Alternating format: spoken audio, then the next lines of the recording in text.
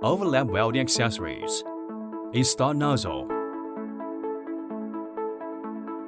Turn on the hot air power switch.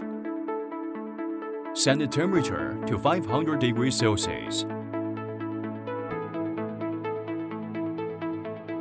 The actual temperature reaches the set temperature, 500 degrees Celsius. Start welding.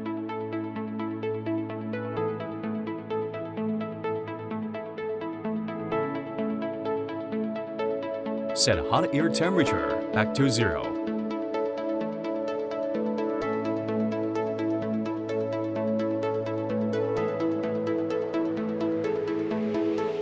Turn up the power.